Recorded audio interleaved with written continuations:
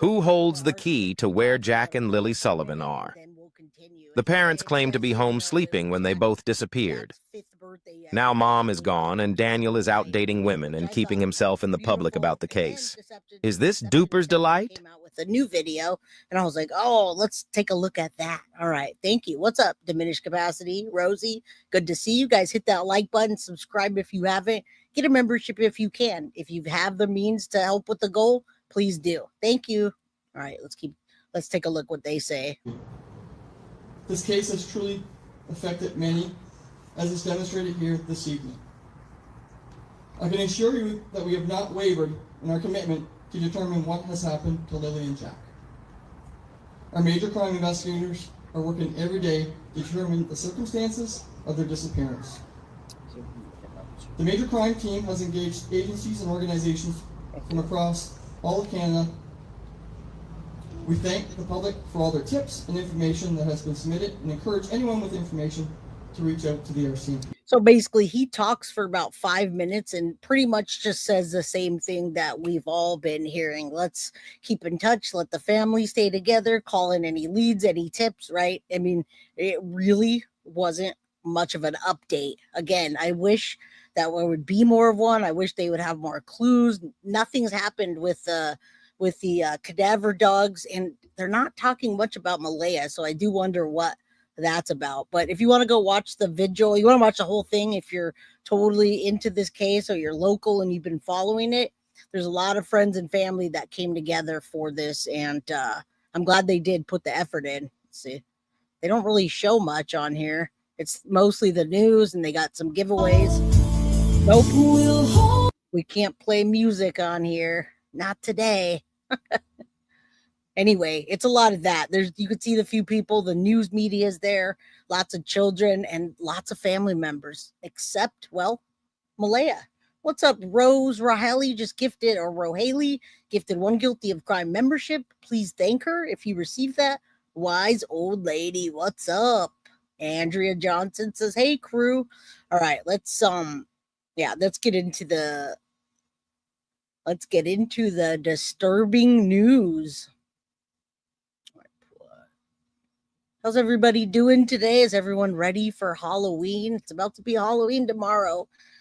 And I know a lot of people partied themselves out this weekend, right? Did you party last weekend?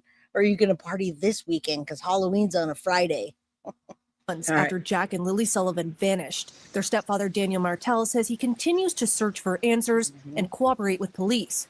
That included when cadaver dogs recently came to his property. I come home and the dogs were already, on scene, and they were there for about an hour before I got there. I didn't know the exact day when the arrival was going to happen, but Deception Detective has it down with Daniel Martel. He doesn't believe anything that he's saying. It's odd. Right? And I wish Malaya would say something so he can break that down. But let's listen to this again. It just came out hours ago. Thank you, Deception Detective. I tagged him in that under your scars. Thank you so much for the guilty of crime membership. Yeah, I'm ready. I'm definitely ready for Halloween. I'm talking about the Halloween parties. A lot of people did Halloween parties last weekend, and I'm wondering if that's going to happen this weekend as well. We're doing Halloween on Halloween, and then we're good. All right. Keep the party going. What's up, beach lover? All right. Let's listen to this. at the end of the day, everything's ruled out there, and I hope this speculation, turns elsewhere. Sorry to disappoint, but my speculation hasn't changed. And it's not just because Daniel's top priority seems to be deflecting speculation instead of finding his missing kids. So today, let's watch this interview and count all the red flags. I'm Deception Detective, an attorney trained in statement analysis. This channel exposes lies and manipulation. So if that's your thing, hit subscribe. For early access, exclusive videos, and other cool perks, consider becoming a channel member. Link in description. If you're watching this, you're probably already familiar with the disappearance of Lily and Jack Sullivan from Nova Scotia, Canada. Yeah, like I said, Deception Detective doesn't believe a thing. Well, tomorrow's Halloween, and if you have children, then you'll be trick-or-treating like myself, all right? I like trick-or-treating. It's fun.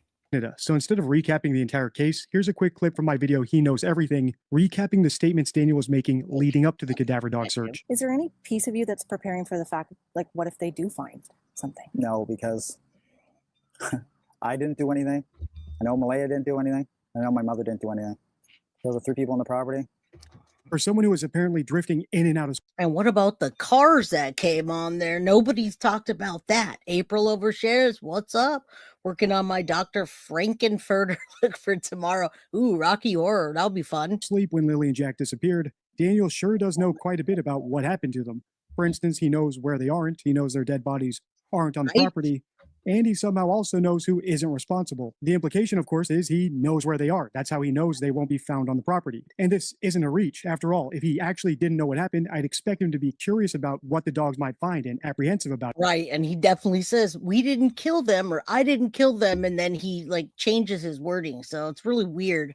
But weird isn't going to get anybody any further. Weird isn't going to get them arrested or him. So all we can do is follow what he says and try to get law enforcement to take a closer look. We don't know. We don't know what they have. They're being real tight with it. But he's not. I'd also expect him to be suspicious about all the other adults who are on the property, but he isn't. He's conclusive about their innocence when, if his story's true, he has no way of knowing that. By the way, as a side note, Daniel, criminals move bodies all the time. The cadaver dogs not finding anything on the property doesn't prove you're innocent. It actually suggests the opposite. As I said in that video, if the dogs don't find any bodies on the property, it actually is bad for Daniel, not only because he said for sure they wouldn't find anything, which makes me wonder how he knew that, but also because their story is that the kids wandered off and got lost. How far could they have possibly gone before perishing in the rough Nova Scotian weather? Most likely in the area the dog. And remember, nobody really heard them, but Daniel Martel said weeks ago that he heard Lily after he said he hadn't. And then we know about Malaya, right? They're playing to make noise. They went out the sliding door, but they didn't because they couldn't hear it. It's like, what? And then, just unbelievable. That's the most information that's coming is Daniel and the lies, I believe, that he's telling. Millie, good to see you. It's okay.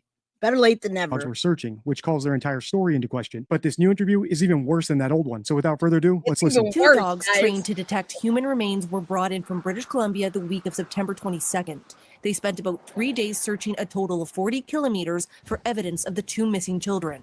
They didn't locate any human remains or anything associated to this file or any open files. Staff Sergeant Rob McCammon is the officer in charge of major crime and behavioral sciences in Nova Scotia. He says the dogs scoured the Lansdowne property where the siblings lived. Shout out to Georgia Ferguson from all the way from Scotland. What's up? Praying for those poor kids. And thank you for the love and support. I appreciate you. Everybody else, I appreciate you. There's 132 people in chat. Hit that like button. Help us get the numbers up. Clark, good to see you, my friend. Ali Callie, every time you wear white, I get a visual of a tough, badass woman and a bouncer. Well, wait until if you see my Halloween costume tomorrow. They also sniffed the woods where a pink blanket was previously found and a nearby pipeline and intersecting trails. He wouldn't confirm whether people were questioned during the latest search, but Martel tells CBC one of the RCMP dog handlers had tough questions for him about the day before the children disappeared. He said, It's good to see you. Your Thursday and all the way leading into Friday morning, there's not enough detail. And I said to him that Thursday was just an ordinary day until I woke up on Friday morning. And that's when, life changed. There was nothing like life changing on Thursday. It was a normal day. So I'm just waiting for what's Deception Detective going to say. I haven't heard this one yet. Like, wait, it was a normal day? What does that mean? What was a normal day? What was the normal routine around there? Like, Daniel, please tell us. All right. Beth B12 says, I keep having feelings there's someone underlying substance issues going on in the case. Absolutely. I think all of us on this channel think that too. We've definitely called them mathematicians or mathematicians. Oh, therefore, there was nothing detailed that needed to be remembered that day until Friday morning. It's Nova Scotia. Something along the lines of. Now, Canada's a lot stricter with documents and information. It's much different than it might be in Florida or California. So we don't know. We absolutely don't. Now, again, I have the documents and a lot's redacted. All right. Anna says, who's talking?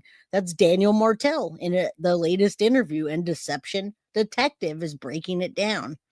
Something happened Thursday night and your story isn't matching up? Yeah. Well, not just matching. It didn't have enough detail for him personally.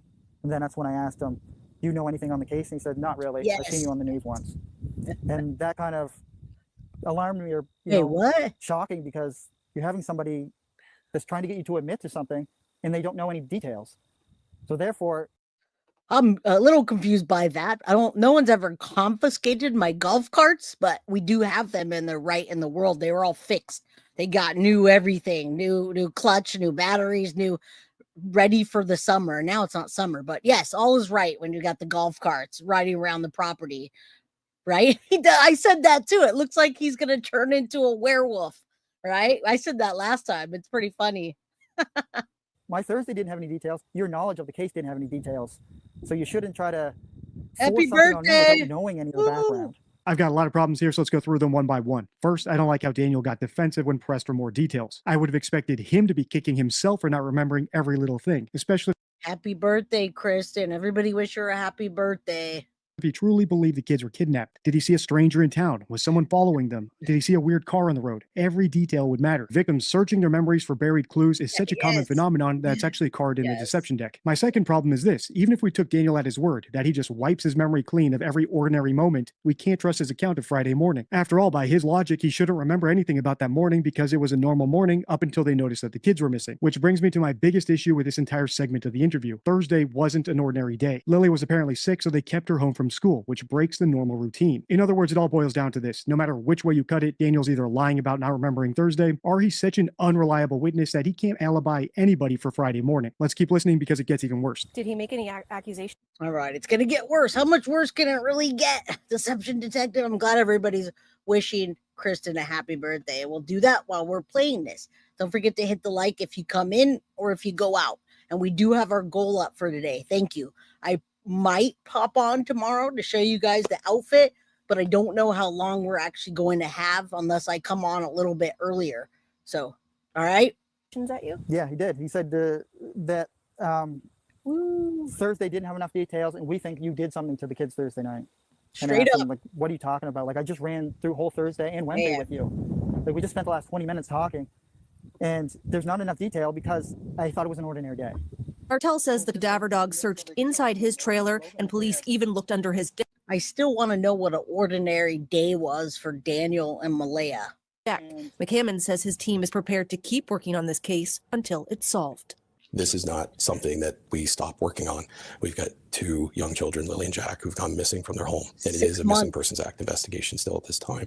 But we need to find answers to that. There's a lot of legitimate public concerns about how two children go missing and we can't find them. So we're going to continue until we have answers. He says bringing dogs back to these woods again could be a possibility if new information suggests they missed something.